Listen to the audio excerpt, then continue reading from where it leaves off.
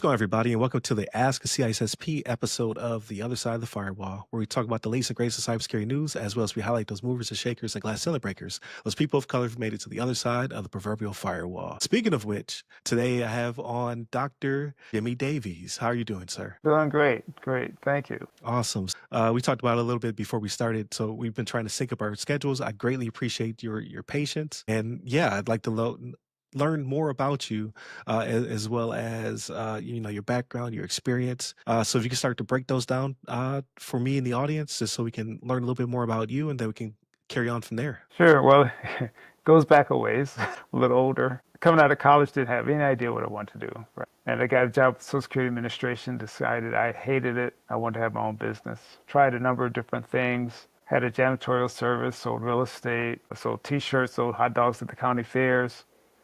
But in the fall of 1987, a friend introduced me to a Macintosh computer. Okay. And the light bulb went on, and I just knew I got to get into this technology thing. It was, new at the time. So I tell people, actually, it's true. I started McMaster's Computer Training Service in January of 1988, teaching people how to use Macintosh software that was coming out.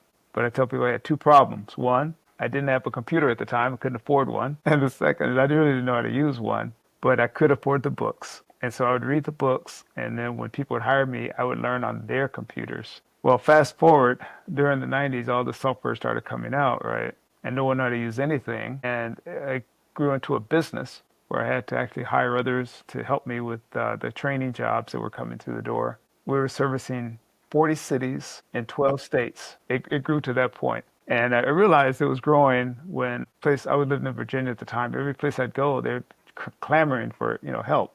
Assistance. Right. And so I realized, okay, this is big. This is big. So in order to finance my expansion, I sold my car to buy mailing labels from the magazines, like the magazines of the day were Macworld and Mac Today. And you could buy their mailing labels of the subscribers, and they were Mac users. So I figured, hey, if they're getting Mac magazines, they need Mac assistance. Right. And it worked. And I would sold my car to buy the labels, print the flyers, and the mailing. Well, around the year 2000, I started specializing in database development. I just discovered I had a knack for that. But in 2015, there is the end to the story here. In 2015, I started thinking, what do I want to do?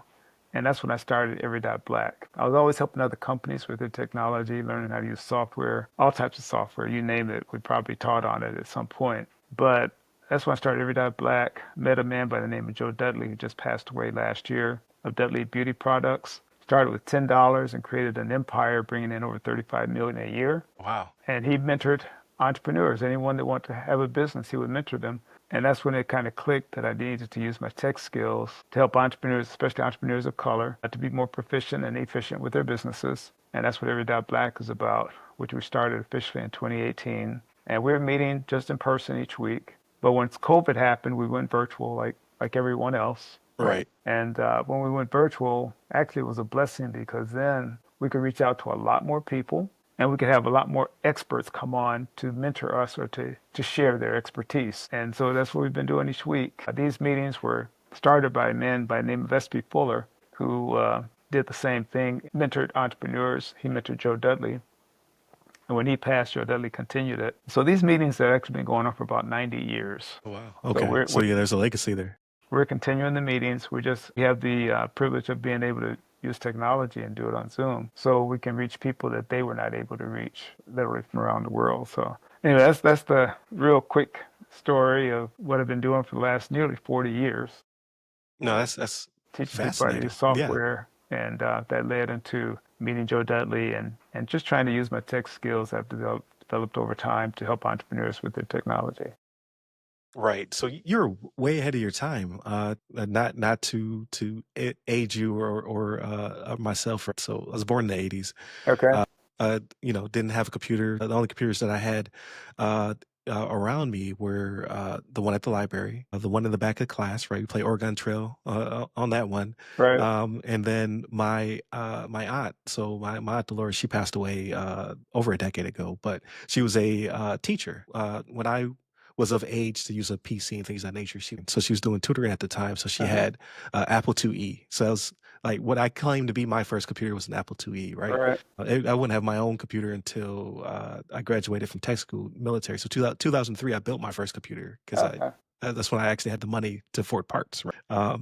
But before then, it was Apple IIe. You had Mavis Beacon. You had Where in the World is Carmen San Diego. Yeah. Like these were the games that informed, my childhood and taught me how to use a PC. So I'm taken aback by your story, right? Like, because just being an Apple fan from growing up, that's definitely fascinating. So, uh, a little bit about dive a little bit deeper into your background. So, what was your degree in? You said that you graduated college and then Yeah, my decided, degree is in applied mathematics and a okay, minor in physics.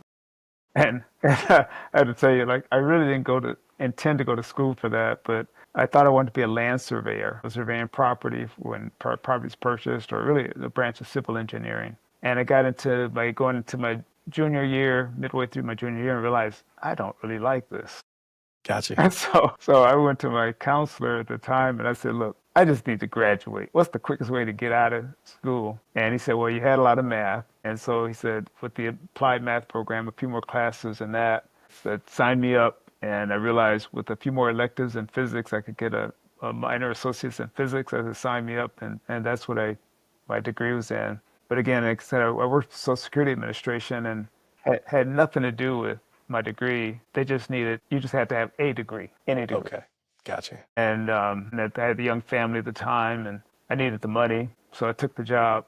But soon I realized I hate this. And that's when I had an interest in computers, but I only had one computer class elective in college. And I really liked it, but by that time, again, I was just trying to get out of school. But that's what my degree is in. But I think that even though I didn't go to school for technology, and it became natural because of I think it's the way you think. It's an analytical thought process. And so you're a tech person, so you understand. And that would always baffle me over the years. Like, why is it that some people get it right away and Mhm. some people struggle? And you explain it over and over. And it's not that they're not intelligent. It's just the way you think. I tell you, you have to be analytical. And I say take step one and step two and step three. You can't put the cart before the horse. And even when I have a problem, I realize I'm overcomplicating. I have to go back, take a step back, Mhm. and just look at the next thing and the next thing and the next thing, and then I have get through the situation, whatever it is that I'm trying to accomplish. But anyway, that's why I just discovered I had a knack for it. A lot of patience with people, so when they didn't get it right away, I made them feel comfortable that hey, we can do this, Right. we can, and it just turned into like I say, into a career that So teaching people how to use software. right. So do you think that thought process or just the way that your mind is wired, do you think that lent itself to you becoming an entrepreneur where you're just like, Here's a problem I want to solve and it's getting out of this job." Well, it was a combination because I think I knew early on that I wanted to be on my own. Again, working for others. And I tried it several times, working for other companies. Each time I realized, nope, I just want to be my own. Sometimes you have an idea that you want to pursue, but no matter what business you're in, and in order to pursue the idea, you have to get it approved, or what bothered me is like, well, if I want to go on a vacation or if I want to raise, everything's got to be approved by someone else. And I just felt hampered or restrained that I have these ideas and like I can't even, go after it because I've got to convince someone else that I'm deserving of a raise. But I like entrepreneurship because it's a direct reflection on the effort that you put into it. There's no limits, in my opinion. Or I heard a guy say, Dr. Herbert Harris, who's a good friend of mine, he says, people will pay you, a job will not pay you what you're worth. They will pay you what you're worth to them, but not what Mhm. you're worth. So if you're earning 100 grand or 200 grand, they're making more because they wouldn't have you on the job if they weren't making more than whatever they're Right. paying you. Why pay you more than they're getting? So he said they weren't not going to pay you what you're worth. They're going to pay you what you're worth to them. And I've just discovered early on that I just like the independence and being able to pursue the ideas that I have. And sometimes they work, sometimes they didn't, but the ones that didn't work out as planned, you still learn from and you move on. No, I like that attitude. I think a lot of people are fearful to include myself, right? I'm very calculated individual, right? Like I'm just like I have to know the next three steps or else I don't want to be involved. But as I get older, I get a little bit more comfortable only because of, the experience. So I've Well, experienced. failure. So now I don't fear failure as much. Yeah. But in your case, just me thinking about it, you're being a black entrepreneur before the rise of the internet, right? So Yeah. you didn't have as in my opinion, I could be wrong. Please correct me if I'm wrong, but you didn't have as many examples or tools as we do now, right? Where you have like the World Wide Web, right? I can seek out, search for my phone for ideas or to see someone who has done it, right? Because if you can see it, you can be it. But in your case, you're not you are a pioneer in that space because I have to assume there were examples and things of that nature, but There were it a just few of wasn't us, as but it was not fluid like as it is today. now, Not right? like today. There were a few of us, and we kind of band together. Started keeping in touch. There was a group out of California called Net Noir, and they Okay. had an area on AOL when AOL was big. And actually, I applied to AOL too to see if they would have an African American section on there, and they declined my offer. But then I applied to Apple, and Apple approved it. So for 2 years, I worked on an African American, it was called the African American Information Network, on eWorld. eWorld was a competitor of AOL. They're all gone now. But there were a few of us that would kind of keep in touch, encouraging each other. But a lot of it was, like I said, was uncharted territory for blacks. So, but we did work on eWorld. And when I think about it, even Every Dot Black, which is a network of entrepreneurs global, a lot of the roots, the basis of that was based on what I did back in the mid 90s with eWorld. And you can Google it because you probably never heard of it.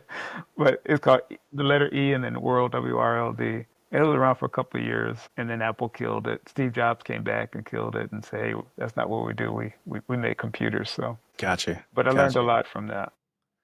That's again astounding. Like when I try to tell my kids about what existed before the internet, right? Like it just breaks their minds. It's just like you did what? Like yeah, we had to go Right, to the library. You had to know the Dewey Decimal System. Still don't know it. Still, right, right. still struggle with it. And you had to, find things without having such abundance, right? Like I always tease them, like you have no excuse not to know everything. The world's at your fingertips now. So Exactly. but no, like so that's amazing. So then you meet your mentor and you basically join this organization Uh-huh. that has been doing this, you said, for 90 years, Yeah. which that's legacy, right? Like I can't even Well, think of anything well, there's, that would last that long. well, let me tell you, his name was SB. He was born in 1905 in Louisiana, and he started literally with $25 and became a multimillionaire during the 1940s and 1950s.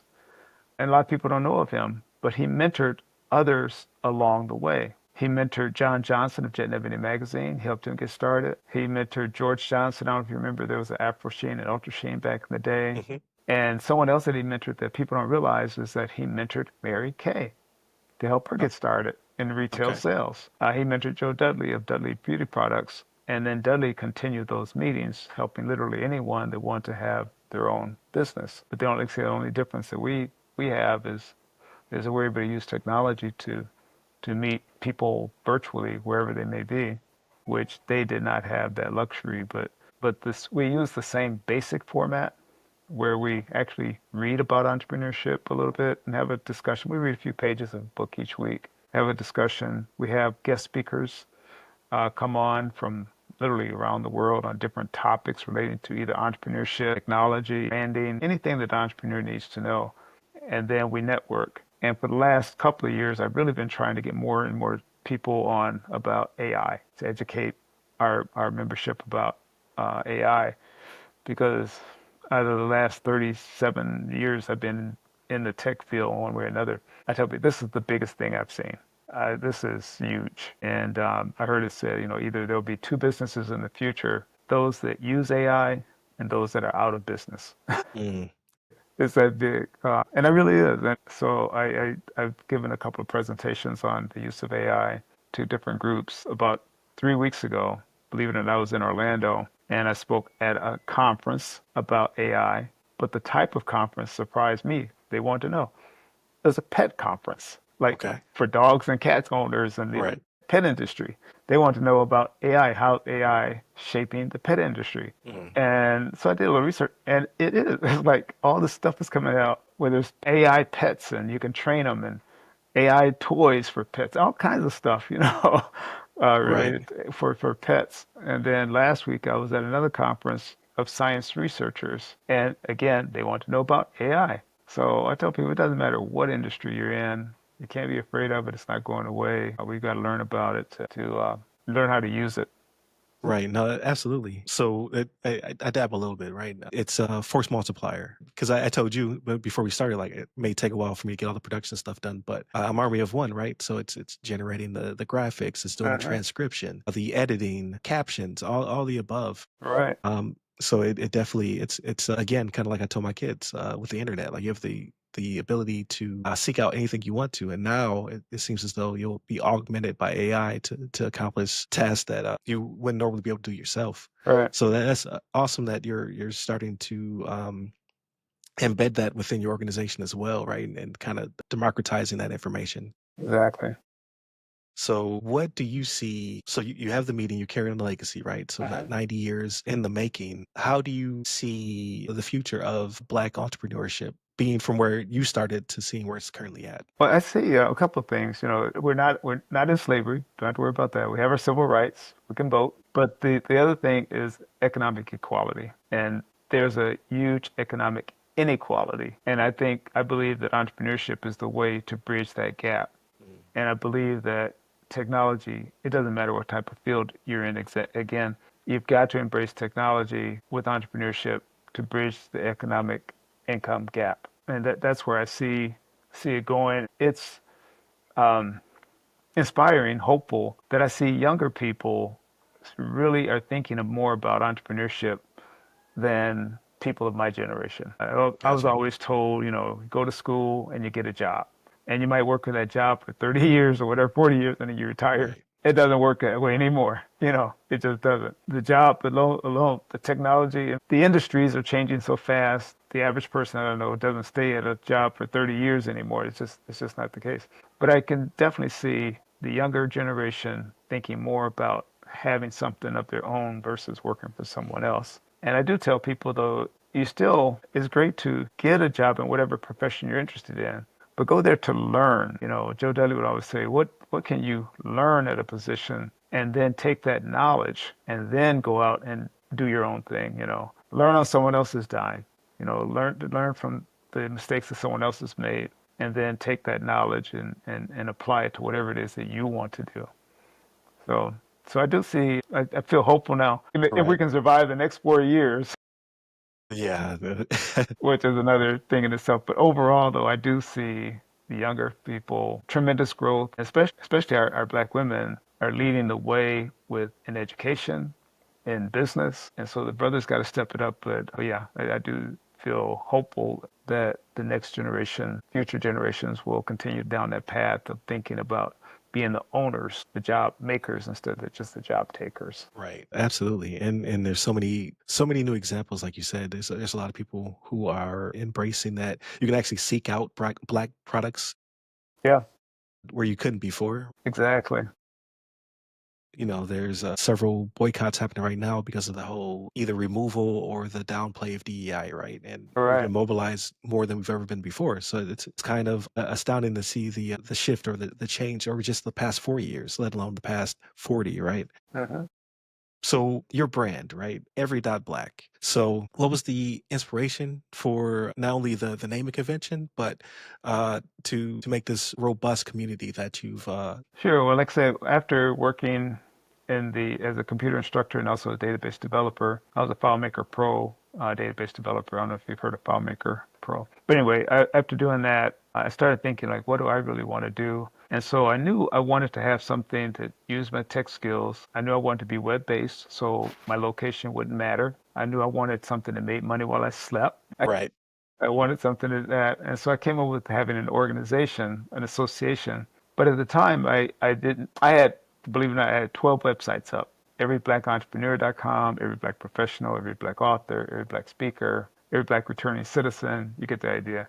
Right. But then I discovered that .black was a domain in itself. And when I discovered that, then I switched over to every dot. It simplified it. And out of the 12 websites, the only one that was getting any traction was the one about entrepreneurship. Mhm. And about the same time, that's when I met Joe Dudley. So I shut down the others. I changed the name of to every dot black. You can still go to everyblackentrepreneur.com. It'll take you to every dot black. But the dot black domain, I tell people, it wasn't created for black folk. It represents sophistication, like black tie. A black tie represents a little black dress, a judge's black robe. Right. It's supposed to represent the best of the best. And so when I realized that, and also people assume that it's a dot, it's for black folks, but it just fit with what we were doing. Yeah. And so I just kept it. And it's funny because people would say, or .black.com. And I said, no, just every dot black. Right. And I would say dot black is like the new .com. No .net, no .com, just every dot black. And I said that several times, and one of our members said, you know what, you need to coin that. So we made that our official slogan, every dot black. It's like, not .net, not .com, just every dot black. Dot black is the new .com. That's our slogan. Dot No, black's that's the new .com. very, very clever. Because yeah, when I initially saw you booked yourself, right? So the Calendly pushes out, Uh-huh. this person wants to meet with you. Here's something they may or may not have written in the notes. But I saw your email address, and I saw it was dot black, and I was like, literally, I was like, I didn't know that that was a domain. Like, and it kind of blew my mind. I was like, if I had known that, I would have had a dot black at the end of my. Well, actually, because com now, it is so hard to get something catchy with .com. This is so with .black, I was able to get podcast.black, every.black. I got movies.black, Man, the classes.black. branding is amazing. Yeah, and so I've got a number of black domains. Like the classes.black is where we're going to be listing classes that our members can take online. And so that's part of what every.black is. Again, we continue the meetings, the same format, where we read a little bit about entrepreneurship. We tell people what every.black is about. Then we introduce our speakers, guest speakers on different experts from around the world, and we network. And if you think about it, that's really patterned after church. When Okay. we even share scripture and close with prayer, but it's really patterned after church with the announcements. We have announcements and then a Okay. speaker, and then we network. And we did that because of two reasons. One is worked for the last 90 years for S.B. Fuller and Joe Dudley. And the other is that people are familiar with the format from church. And it seems to work. And again, it's open, free to the public every Monday evening. And we use that as a funnel just to get people in the door. That's why it's Got free. it. But if they actually join, then if they join Every.Black, then they're listed on the website. We have a mailing list where we can share their information on our mailing list to help them get more exposure for their businesses. We try to have our members as our guest speakers whenever we can. For example, this past weekend, we had a Every.Black Health Summit because we had about 8 of our members are in the health related fields. Got it. And so they put on an excellent health summit just talking about health, different aspects of health for all of us. And then we've had a financial summit where the members in the financial arena, and we had a tech summit. And we'll probably do another tech summit before the end of the year. And it's virtual so that people can log on and they can hear from our members that are in the tech space in some way or another. So it gives them more exposure, it educates the public. And then, of course, if you want more one-on-one help with any of our members, then you can consult with them and hire them or, go from there. Right. But that's what we do. No, that's fascinating. Again, I just wasn't in the know, right? So when again, you booked, I can't remember if I reached out to you, you reached out to me, Well, or. I probably reached out to you because I'm a member of Black Speakers Network Oh, okay, there it is. Yeah, the with BSN. Brian Okay. Knowles. And it's kind of funny because I met Brian just as he was starting Black Speakers Network. And I was just getting Every.Black started. And he's been a speaker on our platform in the past. So, Oh, awesome. so we kind of know each other in that regard. I'm in North Carolina. He's I think in the Maryland area. But I'm a member of his group. And so I get the announcements of podcasts or organizations, conferences that are looking for speakers. And I kind of survey it when it looks appropriate. Then I'll shoot an email or reply and appreciate that you picked me up on this one and to share what we do. Yeah, definitely. So not just because I often remind the audience that when I reach out and talk to people, it's to broaden the audience to bring them the information, what have you, but selfishly it's for me as well. So I find it fascinating, right? To talk to entrepreneurs and people in the C-suite, things of that nature. And it's motivational, right? It's like, okay, I see other people were able to do this. I hear their stories. I like to share, their stories as well. But then I always learn something new, and I think that's really a key to not just life in general, but especially entrepreneurship. Uh-huh. Because why reinvent the wheel, right? Like when you can learn vicariously through someone else's experience, Exactly. especially with like you're saying, like I've learned a lot in this. I didn't know that there was such a mentorship legacy that had spanned 90 years, right? Because there's aside from I'm in Florida, so aside from all the banning of books and all the other nonsense that's currently Right. happening, there is a lineage and of stories and things of that nature I kind of lost. Where I'm often reminded, like, no, we've been doing entrepreneurship and starting businesses, and we've had millionaires, like you said, back in the 30s, 40s, and 50s Right. taught as frequently. So I like to have that knowledge and share those stories through the podcast as well. Say, no, we've been doing this for a while.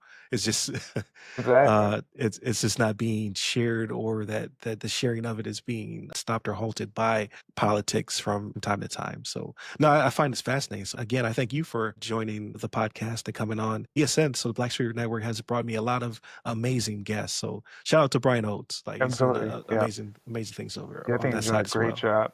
He's doing a great job with that. I was really impressed. No, that's awesome. So a little foreshadowing for us, because you've seen a lot of technology, you've seen a lot of advancement. Like you said, you're starting to share AI because it's been around. Like it's Couple of years. mass media buzzword now, right? But Yeah. you've seen that at its advent to now where it has mass appeal. So what are you predicting for the future for entrepreneurs? Like where should they be shifting their focus or their vision? Well, again, you got to embrace the technology, and it's ever changing. The other thing I tell people is there's so much coming at you today that you can't. Don't try to learn it all. Pick your lane. Like even if it comes to AI, just pick one, whether it's ChatGPT or Perplexity or whatever. Just pick one and learn how to use that. And if there's something you need to do that maybe it doesn't quite do it, maybe you try something else. After you feel comfortable with one, and branch out and try another one, Copilot, or whatever it is. After a while, you realize this is what I really need, works better for what I do. But don't try to just jump in and learn it all. It's too much, and it's changing. It's ever changing. But as far as the future in tech, I think the combination of AI and robotics uh, is going to be mind blowing to me. Some of the things that already they're coming out with, and a lot of it for good, but also concerned about things that robotics that they're using in war games. Right, right. It's some scary stuff. It reminds me really of the Terminator movie. you know, you know, you know. Honestly, yeah. I've seen the robotic dogs where they Yeah, yeah, can, attach cameras, but also weapons. You're exactly. like, that's terrifying. And it's changing very very quickly. But I would just say to still we have to continue to embrace technology, and this is a mindset that isn't changed overnight. When I say a mindset isn't changed overnight, is that our community is still too much embrace too much of the consumer as a consumer. We need to be thinking of being producers. And again, I see a shift, I see a change, but we have to continue down that path to think about how to produce, how to be the producer, how to sell versus buying, purchasing. Right. uh, like I say, being the owner. Or Joe Dudley, he would always say, go into any major city and you see all these skyscrapers and all these beautiful office buildings and things. Like, how many do we own, and why not? Is our God any less Right. capable than to provide for us these types of things? So that's the only thing I could say is I would just hope that, and I believe that the next generations will continue to embrace entrepreneurship, embrace realizing that they can't depend on anyone else, depend on yourself, that you can do it. You don't have to have a job. But don't get me wrong, nothing wrong with having a job, but ultimately I am encouraged by people branching out and discovering their passion and turning that into a business in some way. And especially Absolutely. in the science fields or technology, things where we're not traditionally the strongest. There's no reason why we can't be. No, I think those are very wise words, especially through your lived experience, right? So you've seen the shift, and it's funny because it reminded me of something that I had. Delisha Hodo, she works with Sands University as a advisor, and she said very similar to you. But hers was take the stairs, right? Right. Like everybody wants to quickly accelerate. You know, you have to build from your foundation, and then you take it one step at a time. And like you said, maybe go along the path and you're like, nah, I don't really like this. But you did learn something along the way, and then you can shift and you're not starting from scratch, right? You're Right. carrying over a lot of those tools, that knowledge that you gained while you progressed. So I do embrace that as well. Like I think that's One thing I was going to share as well. I know you said you like to see step one, step two, step three.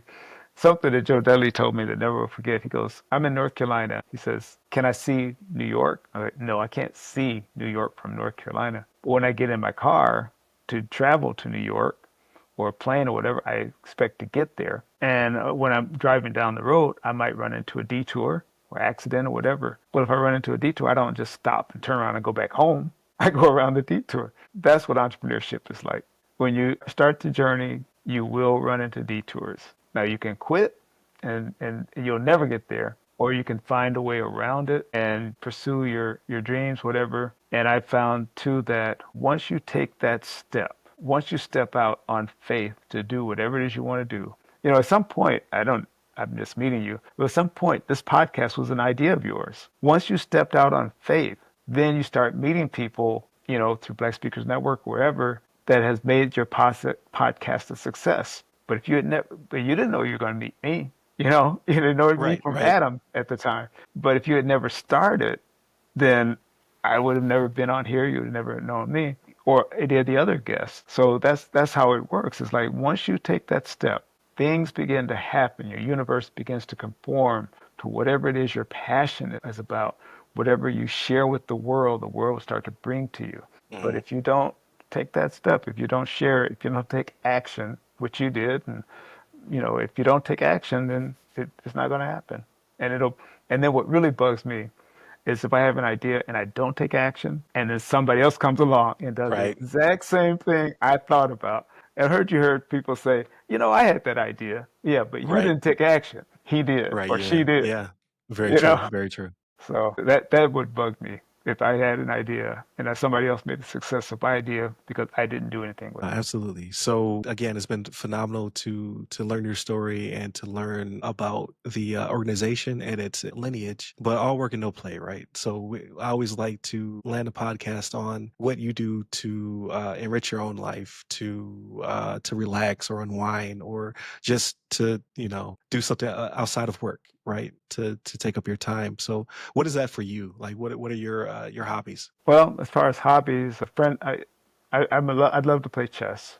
Growing up, my father played checkers and he was really good. I could never beat him, so I said, I went out and got myself a chess set and taught myself chess. But I love chess. And years ago, I used to actually go around the countryside competing in chess. So when I'd be training in a city, I'd look to see where's the local chess clubs, where's the local chess Okay. tournament, and I'd jump in and play. Or sometimes I'd win, sometimes I'd lose, but I just love the game. So that's one thing, and I still play it now. I play online, but the other thing is that I got someone special in my life, and so we have a deal: no work on Sundays, right? So Sundays is just for we might go catch a movie, we might go to a play, just something for fun. We usually go to church, but we usually do something on Sundays where it's just to enjoy the day, each other, and go, maybe visit family or whatever, but no work on Sundays, but then we're back at it, Monday through Saturday. We love good movies. I still love good movies with a good plot, and swim. We do that for exercise because being a tech guy, it's easy to be in the computer too much in front of the, Very, very much so. Yeah. and you got to get up. And so I swim. I try to get to the pool at least 3 times a week. Give myself some exercise in, especially as you get older. Those kind of, nothing fancy going on right now, or nothing extreme going on within the life right now, but just enjoying life, enjoying my partner, and doing the tech training and helping the members in the association through the week. But on Sundays, it's no phone call, no, Right. just, unless it's just for social life or for fun. No, I definitely need to take your advice. Since starting the podcast and my other moonlighting, consulting, things of that nature. I don't take a day off. I I know. know it's not healthy, right? So I Well, try to, I tell people do as I say, not as I do when I was in the active duty, right? Like I would be at work late and then you start to see your subordinates start to stay late. You're like, no, no, no, you need to go home. Well, you're working hard. You're like, no, no, no. right. Well, that's where like having somebody in my life, I had to make some changes because Right. I would do the same thing, you know, whether it's Sunday or Monday, it didn't matter. I was working on something, but yeah. No, that's definitely words to live by. But thank you again for joining the podcast and for sharing your story. I definitely have to have you back on, right? Because there's so many questions I just don't have the time to ask, right? And you have to be mindful of your time, and you have to get to the meeting. Yeah, we've got a meeting come up here. No, I appreciate it so much, and feel free to join us any Monday night. So yeah, we meet every Monday.